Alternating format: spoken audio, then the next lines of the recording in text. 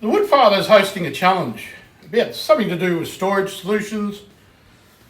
I've got good storage here. I'm happy with this. Look at this, cupboards everywhere. Don't need to do anything on this side of the workshop. What can I do here? I think the workshop's really catered for. I've got storage for router stuff, I've got storage for table saw stuff, I've got bloody racks for, wood storage. What can I do? It's a hard challenge.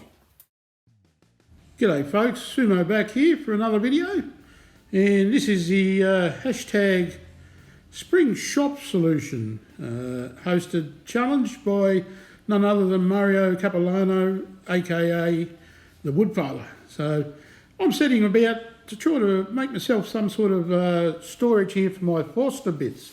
This is all scrap wood project, so happy to use up some of these things using plywood here. This is about just over 24 mil, I think it is. Come out of, I think it's container, shipping container. I've put it to a great bit of use in the past. So cutting all the components down, what I want to do, I'm also using a little bit of form ply to help assist here with the base. Just marking out and doing things that are going to enable me to actually fit some Forstner bits under my drill press table. So a good project. It took me a while to think of what to do, but I'm glad I came up with this idea.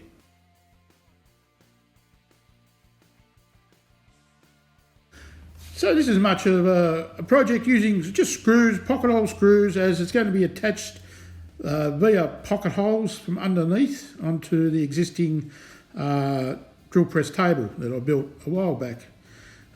Just trying to get some dimensions here. So what I want this to do is this part here has to slide in, so a little bit more on the table saw to make it fit.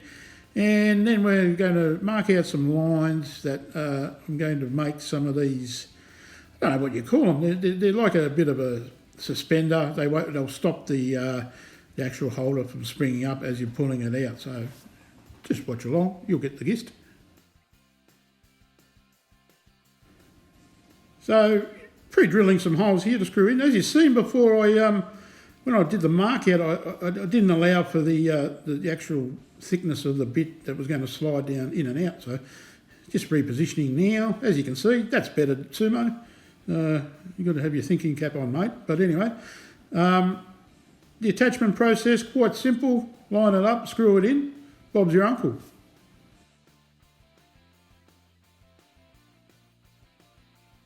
Now to mark out roughly the positioning, obviously in the centre of this slider, but I'm trying to get an idea with the different size of the heads on the Forstner bits and graduate them down as we get down to a smaller size. Over to the drill press table, using a 10mm bit here. That's pretty good, not too bad. And just going along and drilling down and putting the Forstner bits in as I go.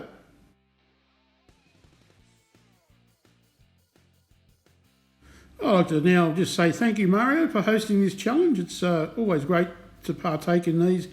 And yes, I hope good luck to everyone who's entered. Also, attaching this now with pocket hole screws. This is a fun part. It's coming near the end of the project. So, look, if you'd like to subscribe to the channel, I'd appreciate it. And also hit the notification bell. Hooroo!